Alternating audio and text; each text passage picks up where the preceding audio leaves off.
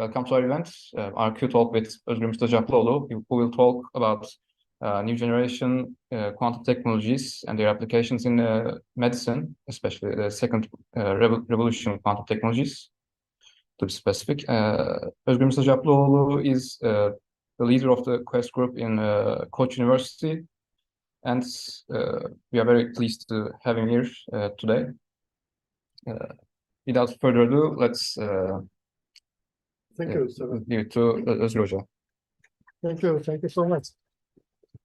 Yeah, it is my great pleasure to be here with you. So it was your last day of your courses. It is Friday evening, and you are still here. So thank you so much. I really appreciate to be with you here, and this is probably the first talk of this year. But I know that quantum science group here is very active, and I'm sure that you will make many exciting activities this year, and I will be following you, and I have to contribute maybe with my students and other opportunities in future. So you are the new generation, and I have to talk about new stuff to you. Yes, new generation. And this is the next generation. We are not there yet, but I am a Trekkie, so I know that most of the things that in this Star Trek series. Yes, any problem? Mikrofon biraz da yükseğe Sure, of course. Sesinizi tam almıyordu şu an. We can put it here. Maybe like that. Okay. Ben en fazla bir saat kadar gideceğim. Çünkü benim yolum çok uzun. Tamam, zaten yarım saatte we are going to hopefully in half an hour finish this. So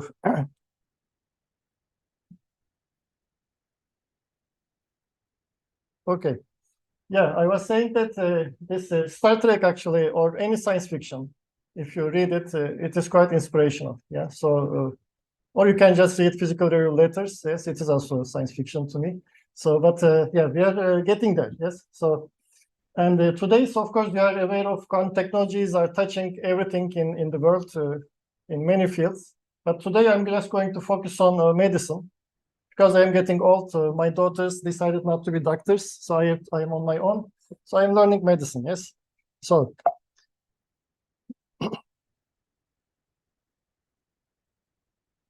okay, so we have to stand shoulders of some giants. Yes. So how this is started? Quantum theory is actually old, even though there is a hype that quantum technologies are everybody is so excited, etc. But this is exactly what happened many years ago, when the quantum physics first started to become industrial with the development of semiconductors and lasers, right? So there was similar things happened many years ago. In fact, you know the story of ENIAC, one of the first computers also, which is the result of this effort. So everything is quantum. This is quantum device, etc. But we are so accustomed to these devices nowadays that these actually become classical in the sense of not classical mechanics, but traditional, getting used to it. Yes, so we get used to these devices being quantum. So we no longer call them as quantum. We just call them phone, computer, etc. Yes. So what is all this about? So the first important invention of the quantum physics was a laser. Okay. So matter, semiconductor, light, radiation, laser. In both of these two important constraints of the world, quantum physics made a device-level contribution. In the matter case, we have semiconductor. In the laser case, we have another quantum device, which is laser. Okay, so laser is basically based upon a very pure quantum effect, which is known as stimulated emission. Right. So if you excite an atom, if the light is absorbed by atom, then it can emit radiation either spontaneously, or if there's another photon around, it can also stimulate it and produce an exact replica of this photon. Okay, so this is a very amazing thing. It is related to bosons, so I don't want to teach you quantum mechanics. I assume you know identical particles and so on. So it creates an exact replica of this photon around. So you amplify this photon. Single photon becomes two. Yes, but this is not big. Yeah. So what you do, you get a gas, and then excite all of them. This is known as population inversion. Okay. So after this population inversion, there's an avalanche of photons coming out of this gas. This is known as laser radiation. Okay. And all of these photons are identical replicas of each other. They are monochromatic. They are coherent. They have the exact same phase relationship. Okay, and this is exactly what you want from your surgeon. Yes, so they use scalpels to cut you. Yes, so they want to have small, tiny fingers, a very nice, sharp, precise scalpel usage. And this is exactly what laser is. Yes, so it is very sharp.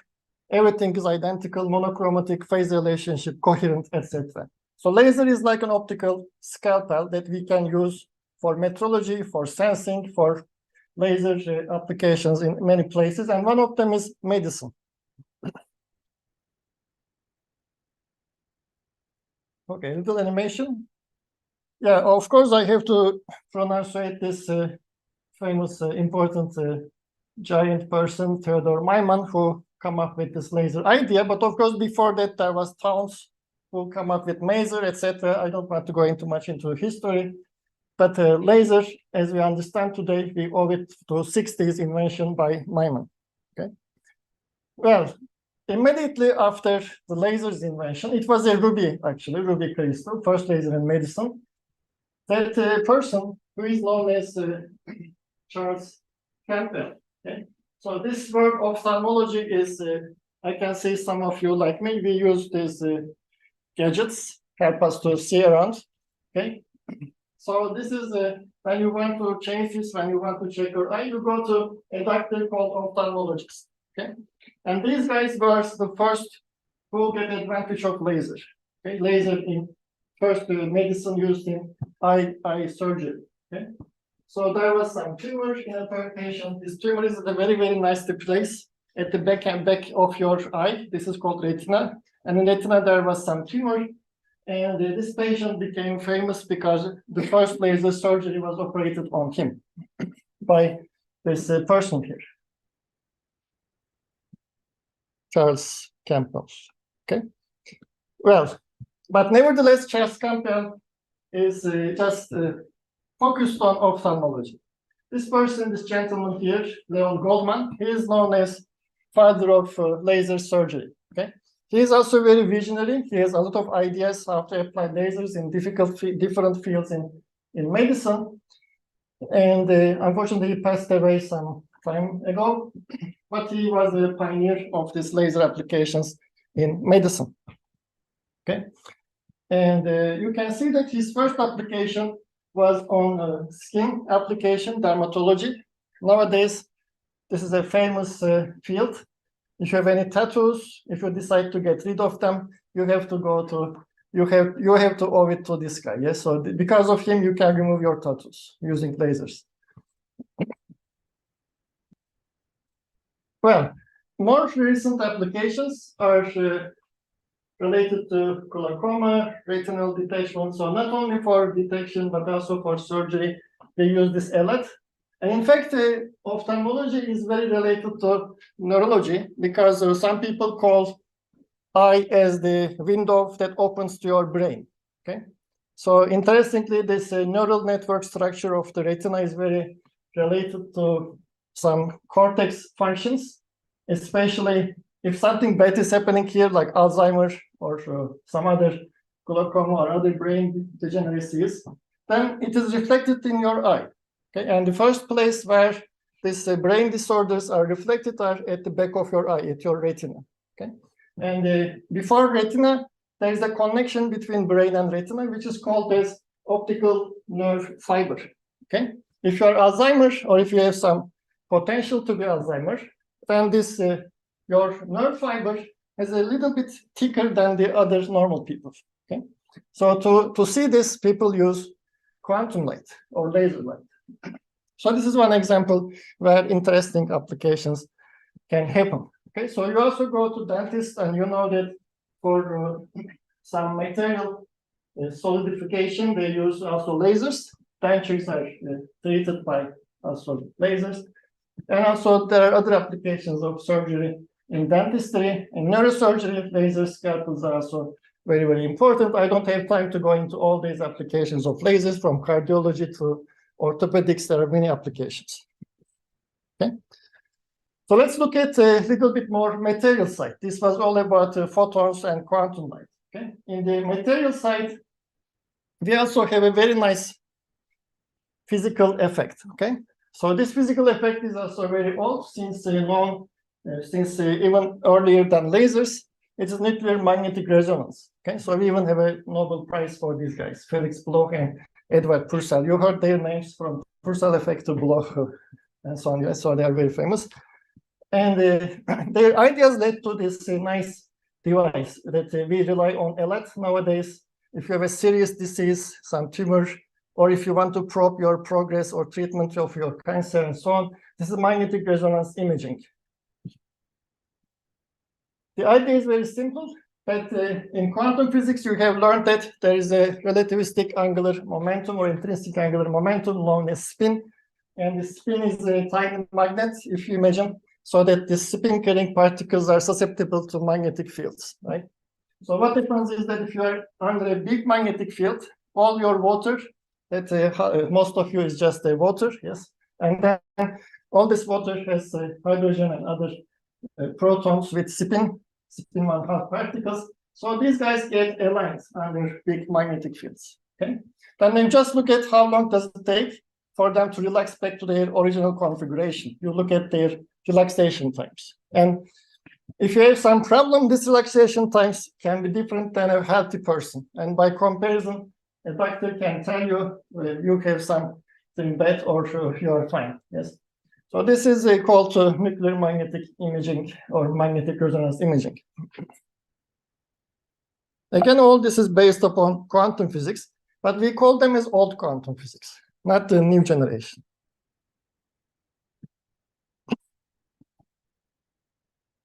And of course, Felix Bloch and everybody, these guys, Purcell, they got their Nobel Prize, yes.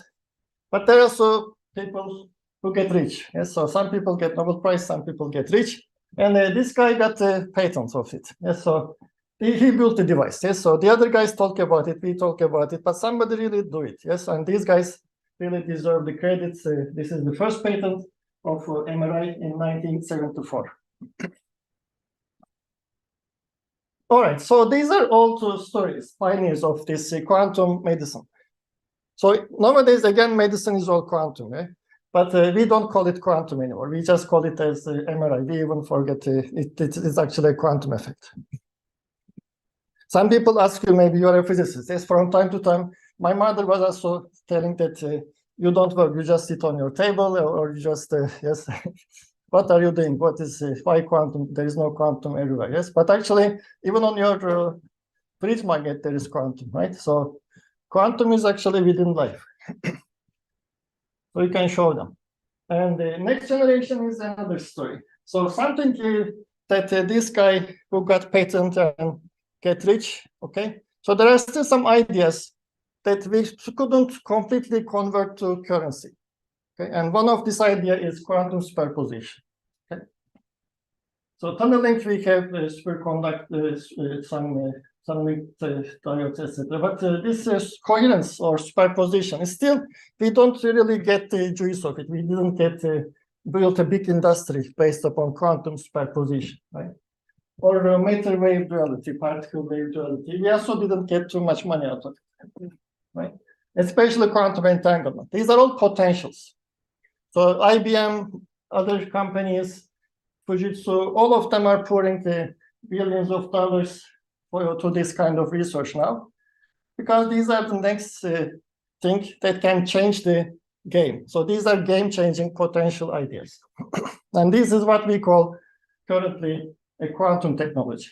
It should be based upon quantum superposition, coherence superposition, single photon source, and so on. And all these ideas are now publishing in good journals, or they are published in good journals, or they are discussed in conferences. So there is a lot of information circulating in the world. At some point, when these are patented, when these proposals are becoming devices, they are going to have to pay for it. Yes.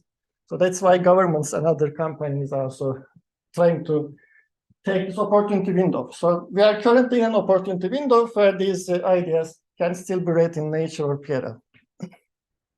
So this idea, for instance, is just a diamond color defect that is used to detect COVID. Unfortunately, this is after COVID, but the idea is the new variants, they are so close to each other, classical methods are not so successful to distinguish different variations of this virus. But quantum is uncertainty. And you know that by sacrificing in one sort uncertainty, you can make it more precise in one of the other. Yeah. So you can make more precise quantum sensors to detect tiny variations. Okay. So this gives us sharper eye to detect this in virus and other molecular bacteria. And more imaging, one of the important imaging, modern imaging is known as positron emission tomography. Okay. And this is a very simple idea. Basically, you get a positron clash with an electron. These are two very energetic particles. And when they collide, this violent clash leads to two very energetic gamma photons. And these two gamma photons are going in opposite directions. Potentially, they are entangled. Well, the classical or older traditional PET imaging scanners, they don't worry about if they're entangled, yes? So they just try to detect them by putting some circular scintillation sensor series array around the patient and just try to collect wherever these two guys are scattered. But since after quantum physics, we know that they are potentially entangled, can we use some photodetectors or high energy entanglement measurement methods to make more precise brain scans? And this has been also proposed and discussed as a potential application. Well, these applications are based upon sensors. And if you want to study sensors or imaging, then you are in the realm of quantum metrology, okay, or sensing. Another quantum technology, which is well established, is quantum simulation or quantum simulator. Okay, these are basically, you want to understand some complex many-body system by simulating it with a more controllable, easier system. And this helps us to understand complex reaction chains that lead to a drug, or maybe they are used basically for drug discovery. And you can read a lot of articles based upon machine learning networks, and maybe Dennis can tell you more on this. Basically, some algorithms that can help us to design drugs. And in this work, for instance, people studied using some quantum computer with 5,000 qubits to study more than 2,000 different combinations of chemical elements that are within the classification scheme of some chemical database. Okay, so they are in the drug level objects. So this is allows you, because these elements can make billions of or even more than trillions of combinations. With this quantum algorithm, you can reduce your search set in a more restricted data, and you can therefore accelerate the discovery of new drugs. And the similar large data case is also biological sequence comparison or genomic data analysis. We have very huge data in human genome project and so on. And if you can see within this genome sequence, if you are looking for some functional combination of some DNA or genes, you just make a pattern matching. Okay, this pattern matching takes a lot of time with classical computers. Actually, it is sometimes non-tractable, non-polynomial hard problems. Okay, but with some quantum algorithms, you can see that as the size of the data increases, classical becomes untractable very quickly, but quantum allows you to study larger set of data very efficiently. Oh, by the way, if you have any questions, you can ask. Sometimes I talk a lot, and at the end of my talk, somebody asks, what's the qubit? Yes, so ask first, don't wait too long. Yes, please.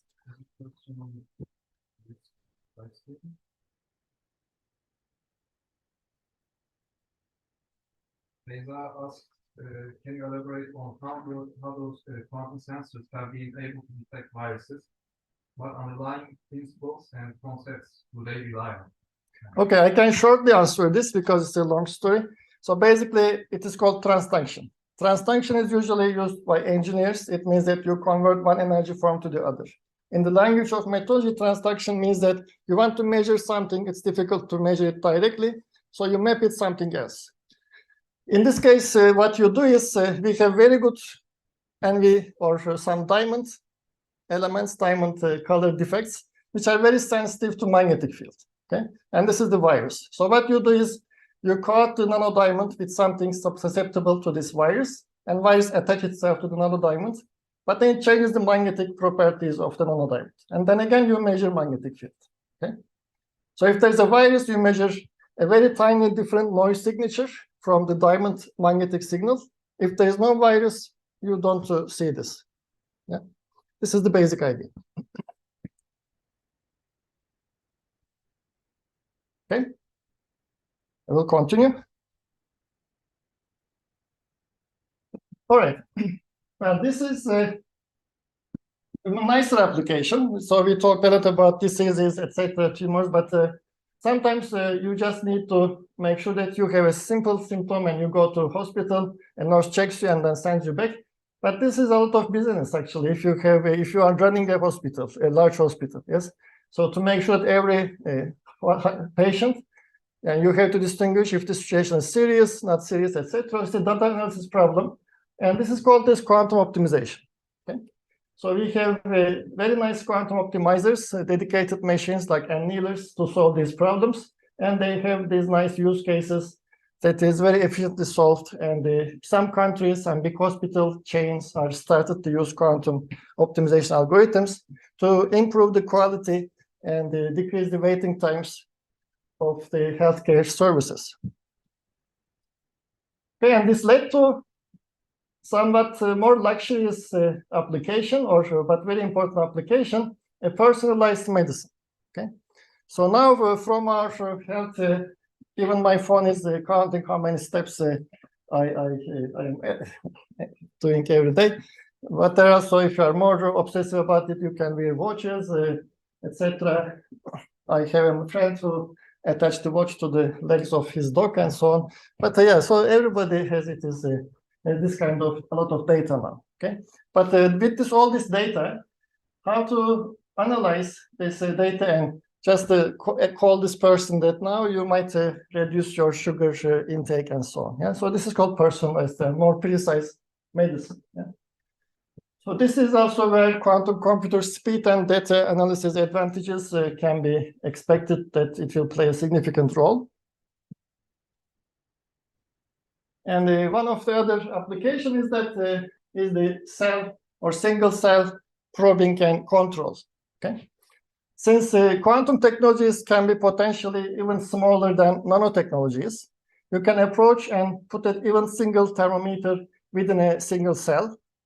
And then you can use this single thermometer either to probe it or to thermally excite the cell and do some single cell manipulations. Okay, this is done many years ago, and now there is a huge progress in this field. And it was started first by actually an atomic physicist in Harvard ITEM, by Michael Lukin and co-workers. Okay, so let me summarize these applications. So basically, there are currently 4 or 5 different categories of quantum technologies, and all of them are helping potentially with the medicine and healthcare. Okay, the first one is quantum sensing and metrology, where we gave you some examples of magnetic resonance imaging and also some single cell probing and so on. Another one is quantum simulators that can accelerate the drug design. I also like this picture. Okay, this is actual quantum set of sensors. This is not commercial. That's an experiment to compare whether it can be as reliable as the large brain scanners. But you can see the advantage of comfort. Sometimes people talk about quantum advantage, right? Quantum advantage is like nonlinear scaling with the resources or some fast computers. But sometimes it's just comfortable. So one quantum advantage, they are tiny and they can be comfortable than in this case. Actually, one idea is that if you have ever been in an MRI machine, it makes noise, you feel claustrophobic, it's a closed place. But people also think that there's a tube-free MRI proposal if you develop quantum sensors. And of course, with quantum machine learning and quantum optimization, we have a lot of use case applications, medicine and so on. And also there is now challenges. So these are all potentially important applications, but currently we are in so-called noisy intermediate scale quantum computation time, which means that all the gates, logic gates that we use in current quantum computers produce a lot of errors. Okay, so you can use a quantum simulator more ideally, but if you want to use a real quantum computer, be ready that and be surprised that even when you just don't do anything, just reset your qubit, you will see that it will just decay. Yeah, so this is known as quantum decoherence. So you can maybe see some quantum circuits like music notes with lots of lines. Qubits are operated with some quantum gates, but even a single line without any logic gate on it, it is not going infinity. Yeah? It will, after a very short while, it has to be stopping, yeah? Because your initial qubit is just failed. Yeah, so it is still we are at this noisy region. So people are discussing what we can do with these noisy quantum computers, and there is still some hope and advantages if you go to hybrid designs, some classical and quantum corrections. So basically you run your quantum algorithm only when you need it, only when you encounter a bottleneck in your algorithm. Up to that point, just do everything classically. This is one solution. The other one is neuromorphic quantum approaches and so on. So there are some solutions there.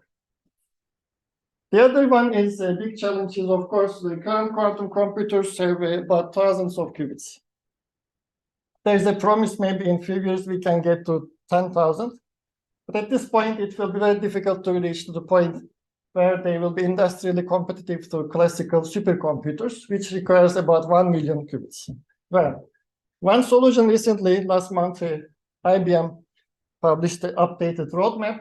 They suggested maybe they can use 10,000 qubit nodes, CPUs, quantum CPUs, on a parallel network kind of approach. Okay, so modular solutions. Maybe they will work. We will see. The last important part is, of course, this logic gate designs. So logic gate is basically Hamiltonian, an open system. And therefore, you have to learn how to make these noises or noise engineering to reduce the errors. And this is a huge research area, fault-tolerant quantum computation, and how to make error-free quantum gates as much as possible.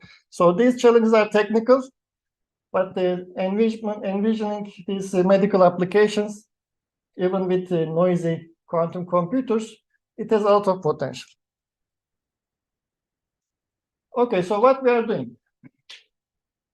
So I am running a small group relative to other maybe quantum technology groups, and I'm a theoretician, so therefore I look for new ideas, and I have to go to off the beaten path. Okay, I don't want to compete and try to build a quantum computer, but I can help in other fields.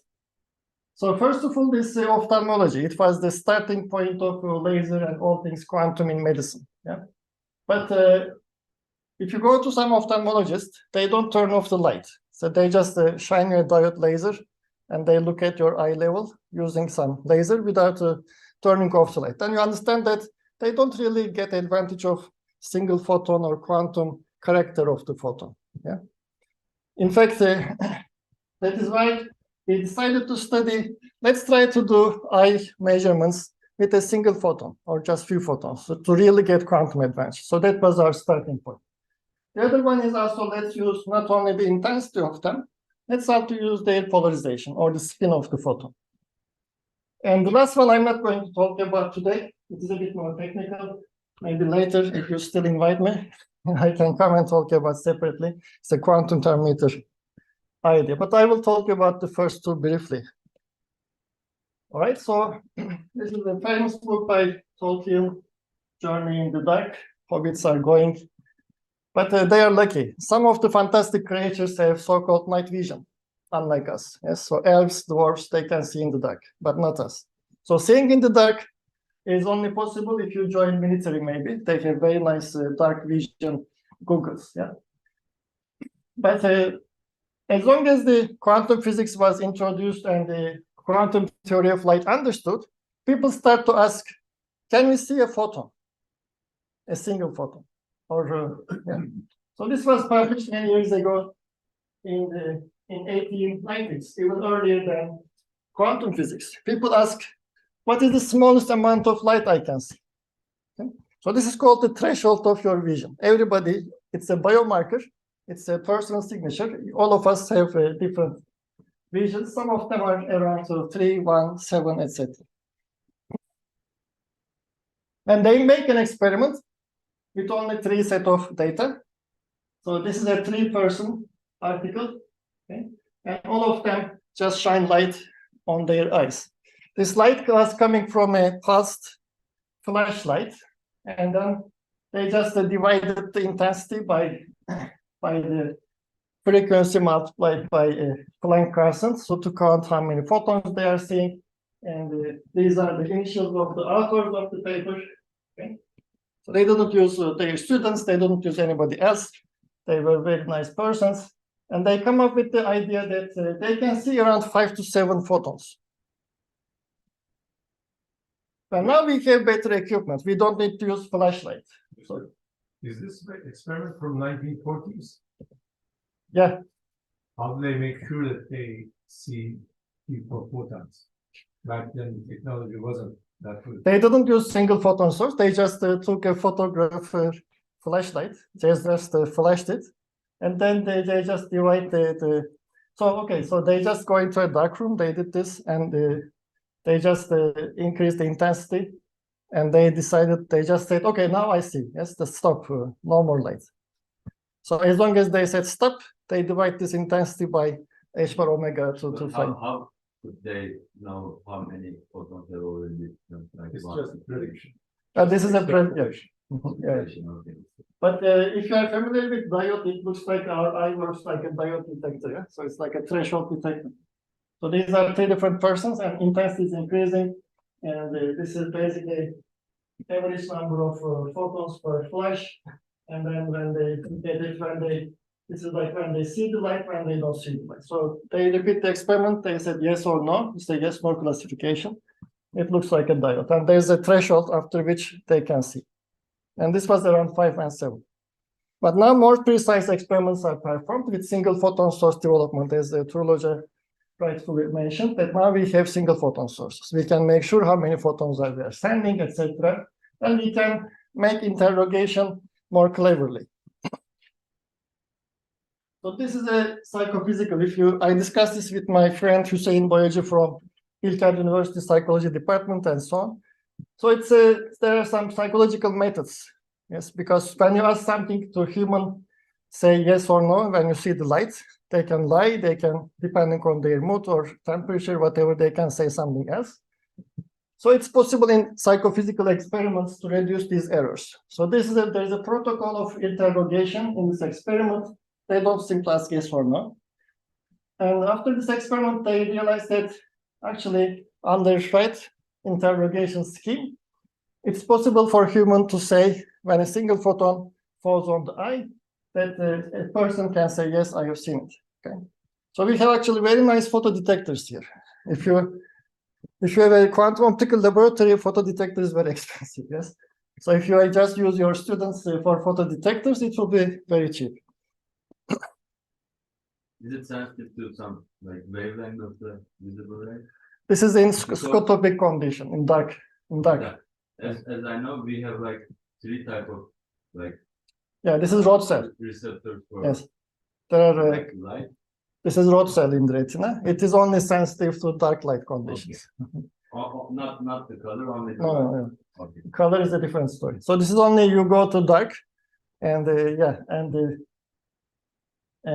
background noise should be eliminated, and so it's a complete dark room. Okay, so but even though this looks like some fancy game, that you don't want to pay $5,000 for a photo detector and you want to use your student as a photo detector, it's not actually the real story. The people are really have some fundamental questions here. One of them is that if you know from quantum physics, it's the wave function collapse. Yes. So when things around us, even though microscopically everything is quantum, now we see everything classical. This is known as wave function collapse. Yes. So people are even trying to make nonlinear quantum mechanics to explain this.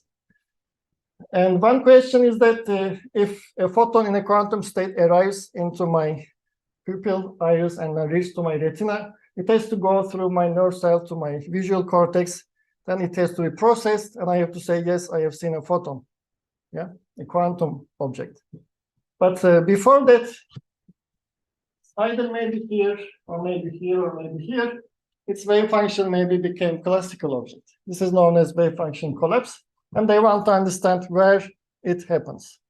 So this is one application, fundamental question they are discussing. The other one is that can we use photons to understand here using quantum precision metrology? That was our interest. So we didn't go into this little bit more philosophical wave function collapse applications. We wanted to use photons to study things about our neural network and visual network more sensitively. Okay. Well, of course, other motivations is that how to make sure that we can make maybe some devices that can be increase our ability to see in the dark. This is somewhat defense security type of application. But this is interesting. One of my friends who will also visit us next week, he has this nice paper about using photons and dark detection as a lie detector. Okay, so they send you some photons, ask you questions, these questions that are asked before, so they know whether you are lying or not. But this is like a training. Then after that, they ask you something they don't know, and they want to make sure that you are not lying. Okay?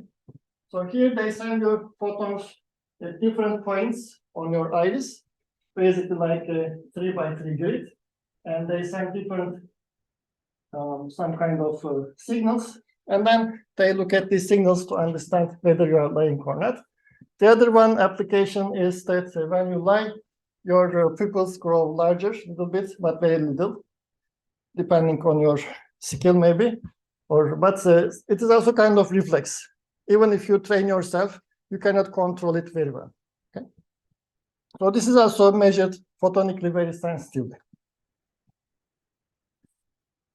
So our idea in this paper, which has been published last year in Physical Research, we decided that when you send photons, let's send them in superposition states, suitable to the spirit of the next generation of quantum technologies. But then let's manipulate the superposition weights carefully. Okay, we can make a coherent Poisson distribution. We can make sub-Poisson, more squeezed distributions of the superpositions, give the different weights to them. So this axis is the photon number. So it's a quantum state at different weights. Of course, this is a Fock state where all the other weights are zero and so on. So we can play around with engineer the statistics of the photonic superpositions. Then we send this to the eye. Okay, so basically the dark conditions, only rod cells are important. And we want to see how they give us information about the retinal network and which one is most precise. Okay, so let's look at briefly what happens when a photon falls into your rod cell. Okay, in the rod cell, there is a famous visual transduction mechanism.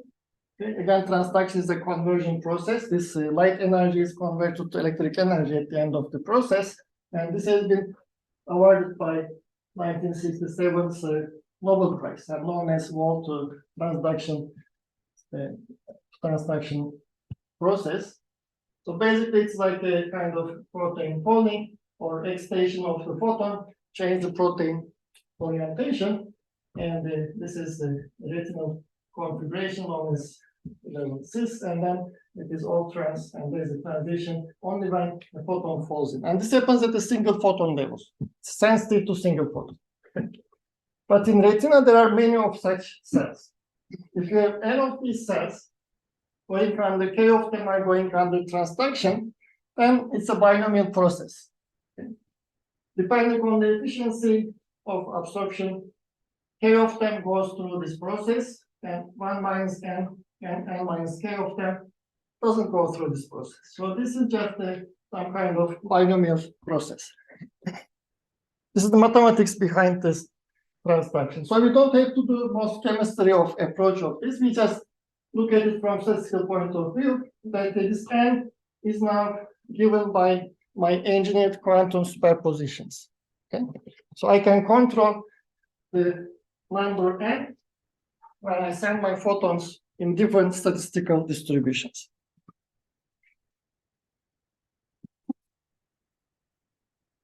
Okay, so this is the weight factor of each photon number. Okay, if there's 0 photon, 1 photon, 2 photon at different weight factors that I can engineer with my single photon source, I can control the transaction probability. And after I send a lot of photons, a lot of K molecules, N molecules, this is the eventual distribution of isomerization or transactions that I can get. Okay? So basically, I can control the retinal excitation or isomerization, it's also called, with the photon distribution. Here you sum over n on this, right? Yes. Yeah, sorry.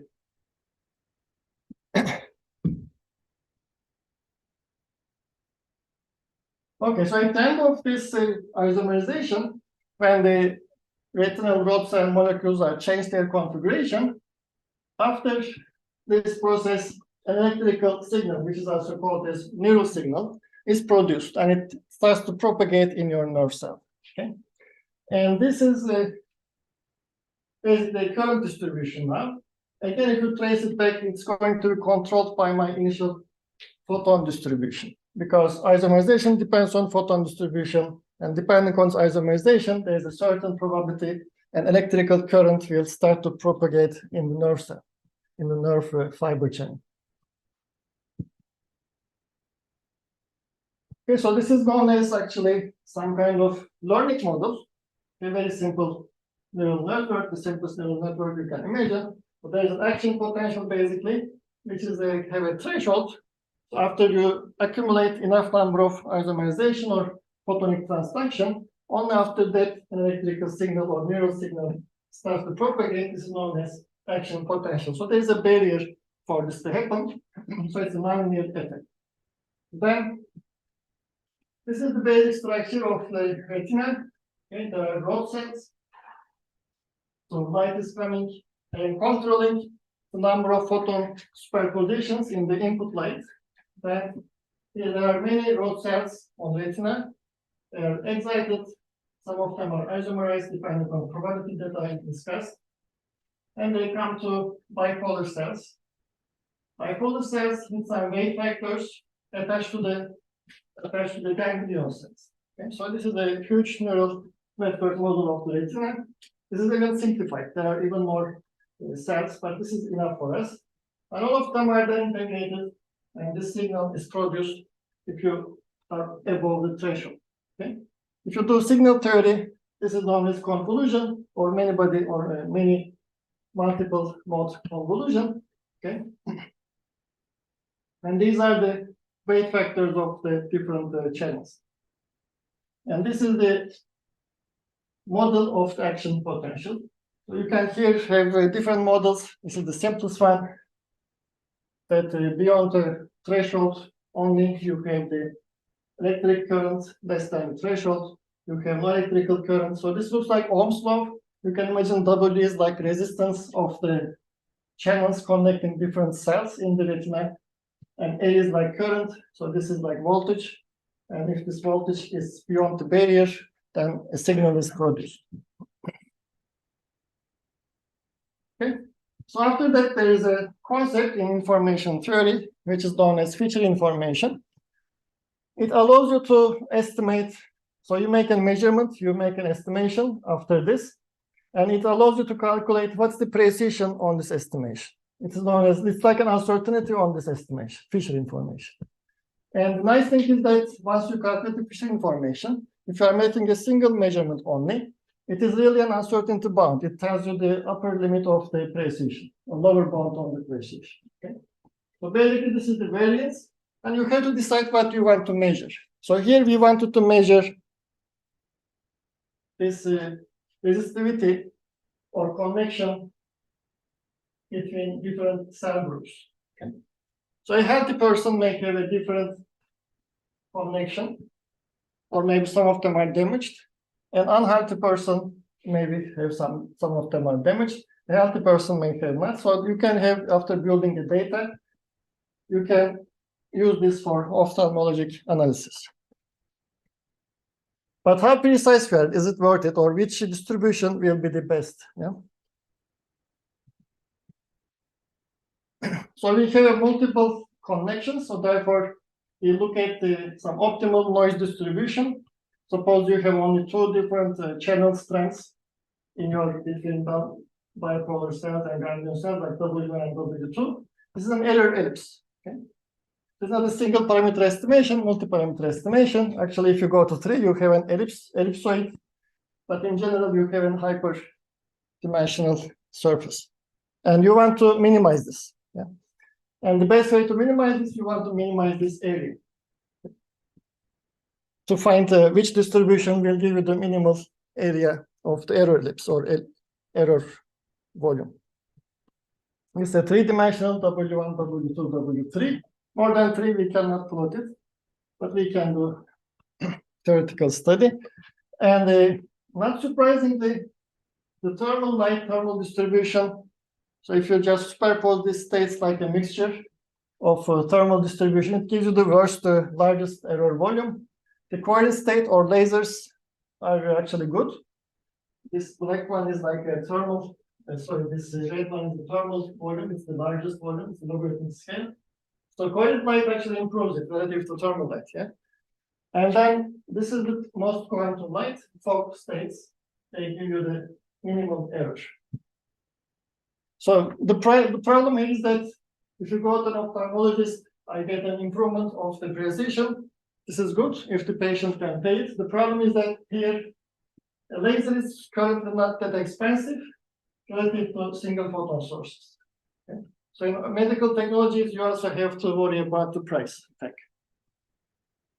But if you can build cheaper single photon sources, then this becomes more accessible and worth the effort to do. Another advantage is that instead of the single photon superpositions, quantum advantage comes from in quantum computers from entanglement, and you can also send entangled light to your eyes to increase precision even further. Okay? So this is in this study, people show that human eye can also distinguish entangled light from non-entangled light, and therefore we can take advantage of entanglement to improve precision even further. But the question is, can we scale it? It is similar to this error accumulation when you have gates. So to generate entanglement, you need so-called Hadamard controlled NOT gates. They are all error-producing objects. So entanglement light is actually more erroneous if you want to produce and use it over some distance. So here in this paper, we studied with my students, Leah and Ali. It is in archive. We are currently working on it, almost ready to submit somewhere. Basically, we studied so-called, there is a three-photon entangled state. Horizontal, vertical polarizations are entangled in three-party state. And we send it to human eyes and see if they can distinguish it so that they can be used for diagnostic purposes. And the result turned out to be positive. I don't want to go into details. And also, since it's a device proposal, we have to find the quantum entangled weakness, which is measurable. So these are all Pauli operators, and Pauli operators can be implemented very easily. Basically, some birefringent crystal is always a Pauli operator. So we have some physical methods to measure Pauli operators. So therefore, we can design an interferometer setup to an interrogation protocol to ask questions to humans if they see entanglement eventually. Okay, so let's skip this. Yeah, the result turns out to be positive, and it's also very sensitive to thresholds. So it can be also a biomarker quantum entanglement detection, very sensitive to threshold. So different persons will have different results in our approach. Okay, so let's also go to a little bit polarimetry. So I am always obsessed about the quantum phase problem. One of the PhD problems, late Professor Shimoski, actually also with Professor Akroğlu, we discussed this a lot. So Stokes operators are related to quantum phase and polarization. And they allows us also in medicine to study tissues. Okay, so if a polarized light goes through a tissue, if it has some cancerous tumor or some other birefringent molecules, then polarization will rotate. Okay?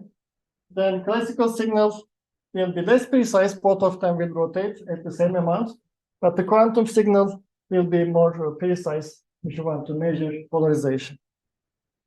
So the idea is, let's use then quantum polarimetry or quantum polarization measurements to study some thickness of retinal layer to detect Alzheimer and other diseases related to retinal thickness. Okay. So in classical polarization rotation, it's not only rotation. So you have a quantum state, it rotates after unitary transformation, you do rotation, but in real biological tissue, even if you make it thin enough, you have a lot of noise. And these noises are known as deattenuation, the signal attenuates, and also depolarization noise. Okay, so in the quantum language, this noise is transferred or translated to so-called cross operators in open system theory. So we have to also include them in our propagation channel when we send polarized light to retina. And when we do this, if we use a quantum superposition state of n photons, okay, this is a so-called null state, n photon quantum superposition state, entangled state, relative to laser. Yeah? So this is laser light. You get a lot of advantage if there is no noise, this idle case. Even if there is noise, then you get still advantage. So, of course, maybe not as much as difference like 1 to 100, but still you get with large null states with large number of photons, you get still close to 80 to 20 or 10 advantage. So this is quite advantageous to detect precisely how thick a retinal fiber layer is. So you don't create a panic in the patient by saying a false or positive that you are Alzheimer. He may not, yes? So this is more precise diagnosis to help the doctor. I missed the neural state. Is there a physical expression for this? Yeah, it is can 0 plus 0n. Hmm. So you will need two modes, like maybe one of the modes has a n photon, the other one is no photon, but vice versa, you superpose it. There is a way to generate them. Also, they tend to decay fast, but over a short, tiny distance, if you add these errors, still you get a good difference between even a laser light. So thermal light is really bad in this case, but the competition is between laser and the single photon or entangled photon sources. The problem is still the price. This is very expensive method to measure this. Because lasers are like, you can even use diode laser, yeah? So it's very cheap. I don't have it, but I also had a laser pointer. It was also very cheap. But I couldn't bring a single photon source, yes? Yeah, as a conclusion, what is the take-home message is that we are at the noisy level of quantum technologies, but especially in sensing, there's a lot of contemporary and current applications. We can take advantage of quantum, next generation quantum applications like entanglement in sensing. And with the noisy quantum computers, we can use hybrid approaches. So for healthcare and medical applications, ranging from virus detection to nursing scheduling applications, optimization, and so on.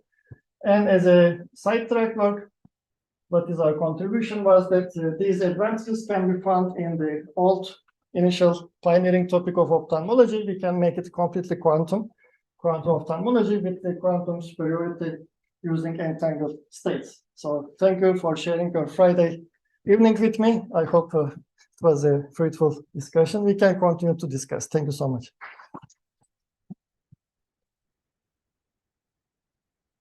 And these are the real persons who did this job, actually. My students and my collaborators. Without them, of course, nothing would be possible.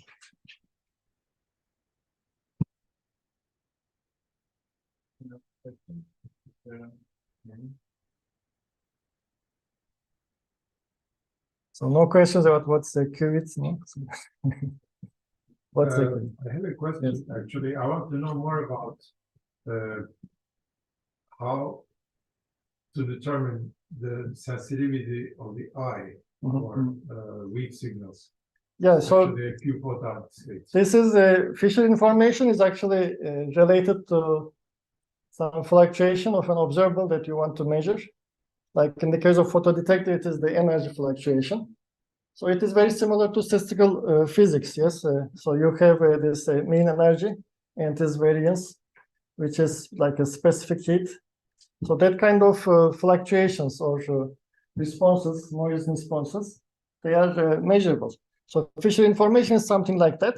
In our case, if you know the quantum state, and if you know what you are measuring, if it is observable, it's also called positive operator valued measure, then you can calculate the fluctuations of this observable with a very well established Fisher information expressions. And it gives you just the lower bound of the uncertain relation on the variance of this observable. Yeah, In our case, but- it was a Yeah. channel strength.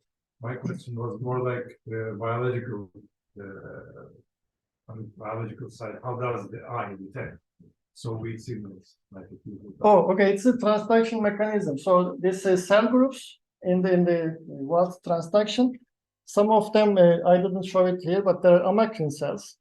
So there is a ganglion and bipolar cells towards the nerve cell, and some of them task is amplify the signal when they are converted to electrical one. So this single photon, even if it is fall in the rod cell, through the transduction mechanism, there is an amplification scheme. Otherwise, it will be easily lost, actually. The efficiency of the eye is very, very low compared to commercial photodetectors, like 99% we have photodetectors, but these guys are like 40 or very, very poor detectors. So despite that, they can still detect single photon because of this internal amplification. Is there a physical model like what we use, like Hamiltonian in physics, There are, but for studying yeah, the response of the eye to? they are known as functional models. They don't claim that this is the real quantum mechanism on it, but given the input and output, they can relate them. But biologically, we don't know if it is really quantum or etc. But there are functional relationships that you can establish. Even like a James Cummings type of Hamiltonians you can write, but of course you don't claim this is really happening inside the eye. This is mostly the transport to network theory. What's the efficiency of the eye to convert photon to electric energy? Well, threshold and efficiency of eye is personal biomarkers, but on the average you can say like 40%. 40%. So you can use it even for a solar cell. Well, This I don't know. Maybe we can talk about it, but yeah. But we can't see the. Yeah. Making the solar cell out of the eye. Yeah, Fuhrman's solar cells. Yes. Yeah, this is also Fuhrman's detector. Yes, single photon. But of course, we can't. We shouldn't look at the sun. Yes. We have to put some filters to protect I our. mean, if one can mimic Yes. the processes taking place Yeah.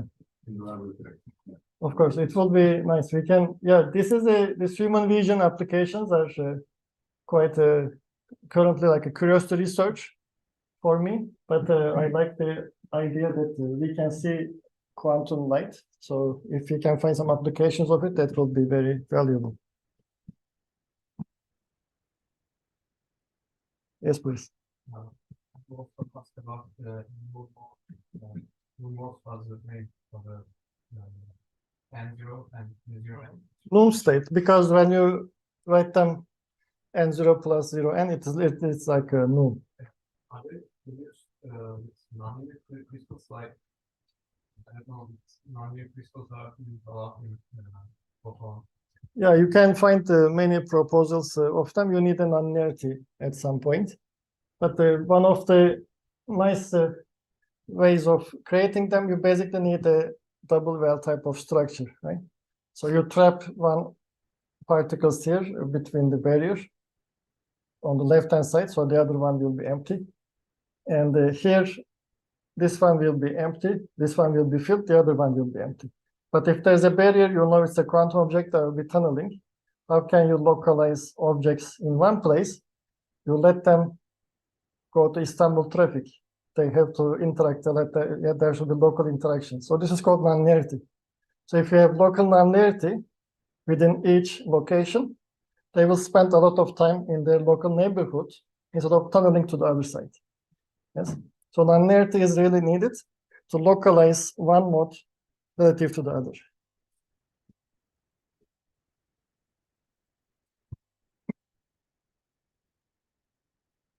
There's no, there's like no, that's one more question. Of course.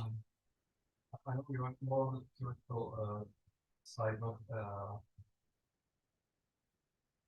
since single photon sources are much more expensive than Yeah. lasers. You said that the affordability is also a factor. Yeah, I wouldn't make a startup out of this. But if you can make a cheap single photon sources or entangled sources, and also it depends on the seriousness of the disease. Yes, if you can find a cure of cancer, if it is expensive, nobody would care, no? But here it's just some eye detection, and it's not that serious. Such that promises of using single photon sources. For cancer detection. Yeah, we sent a project to DFG. This is a German, German QTalk in a sense. And it's a joint call with QTalk actually. And with Jena University, we proposed that these methods can help for tumor diagnosis for the throat cancer, which is birefringent. So we can use polarization measurements to detect throat cancer. Oh, that was on YouTube. Yes, all of ideas now are shared. But anyway, it was our idea. But yeah, so this could be useful. But again, in these cases, the price is not that important. So the cancer research is very serious. But for simple eye treatment, it is maybe too expensive.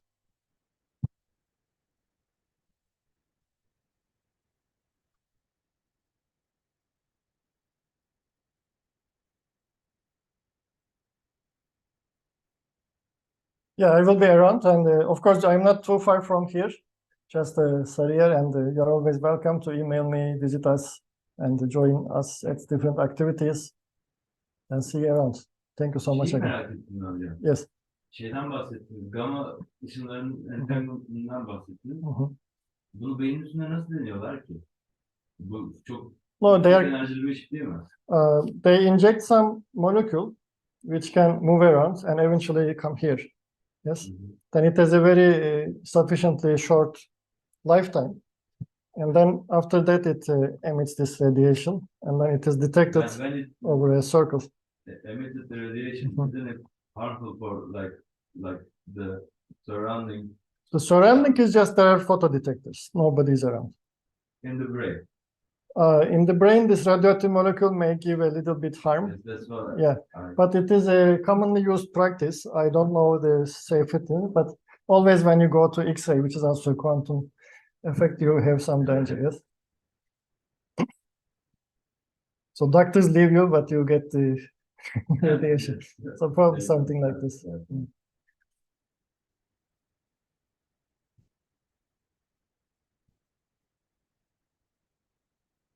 All right, so I think that is all then. Okay, see you around then.